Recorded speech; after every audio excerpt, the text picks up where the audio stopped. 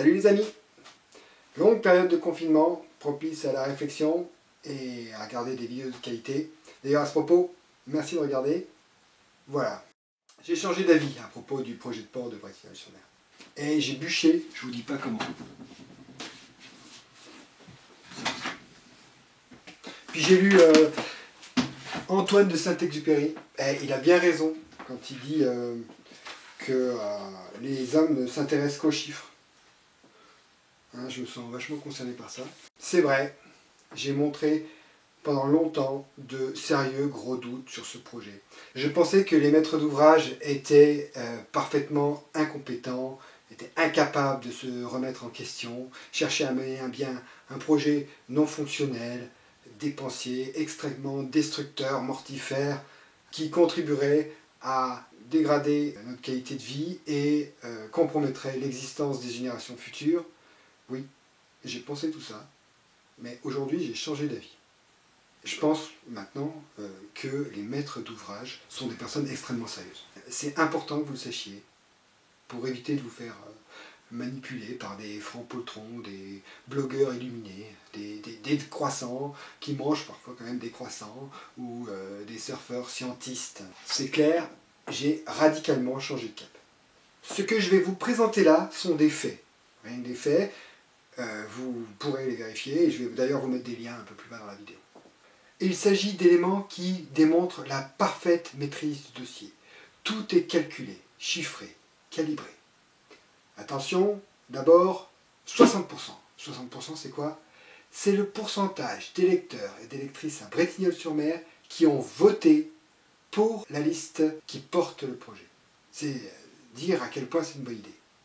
Et encore d'autres chiffres. J'ai relu le dossier soumis à Enquête publique 2018 et j'ai lu, avec ses 915 anneaux, le projet permettrait de créer 113 équivalents temps plein, dont 15 emplois directs.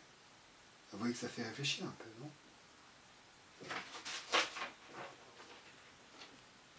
Ah oui, ok, je vois que vous êtes tatillon, hein. Mais il faut arrêter d'être triste comme ça. Vous ne faites jamais aucune place au rêve.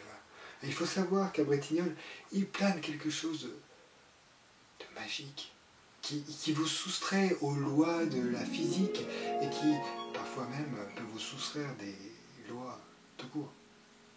Oui, ça va, on a bien compris qu'il fallait calmer le jeu en matière de destruction des espaces naturels, berceau de la vie, réduire les émissions de gaz à effet de serre, blablabla. Mais ça va créer monstre d'emplois. Et puis attendez, ok, on casse un peu de nature, mais on compense. Écoutez un peu ce que dit M. Rabignot, adjoint au maire en charge du port et de la communication. Il s'adresse à un élu de l'opposition au cours d'un conseil municipal. Tact, respect, pondération, écoutez-le. Je vous demande, au nom de la protection des espèces remarquables et protégées, qui sont déjà prélevées, que vos gentils zadistes nous autorisent à terminer la modélisation de la nouvelle dune, qui a vocation à accueillir la réintroduction des 400 mètres cubes de graines et les plantations des espèces protégées. 400 mètres cubes de graines, c'est pas de la compensation ça? Vous avez pas des étoiles plein les yeux? Comment ça? De toute façon, vous êtes contre tout. C'est fatigant. Vous voulez que je calcule? Ok. Ok, je calcule. Bon. Pour planter un gazon, par exemple, il faut 25 grammes de graines par mètre carré. Un verre de graines, soit 2,4 décilitres, pèse en moyenne 150 grammes. 400 mètres cubes de graines, c'est 4 millions de décilitres de graines. Donc, 4 millions fois 150 divisé par 2,4 égale 250 millions de grammes. Ce qui fait 250 millions divisé par 25 égale 10 millions de mètres carrés. Ça fait donc des graines pour planter l'équivalent de la surface de la ville de Saint-Gilles-Croix-de-Vie. C'est énorme! Alors, vous n'allez pas vous plaindre non plus. Hein. Ma parole, mais vous n'êtes jamais content. Bon, ok, c'est énorme. Bon, adjoint au maire. Hein. Il n'a peut-être pas tout compris. Le mieux, c'est d'écouter le boss directement. 8000 m² de dunes, ici, d'impactés, 16 hectares de dunes réhabilitées dans une zone et 30 dans une autre zone. Et la municipalité a pris l'engagement de planter 100 000 arbres dans la zone verte qu'on a créée. Alors, qu'est-ce que vous dites de ça? Il n'est pas smart, monsieur le maire, président de la communauté de communes et propriétaire d'une vingtaine d'autres entreprises de construction? Ah oui, Syntex dit aussi que c'est important le costume. 100 000 arbres plantés. Ça vous fait pas rêver, ça? Hein? Les bobos écolos?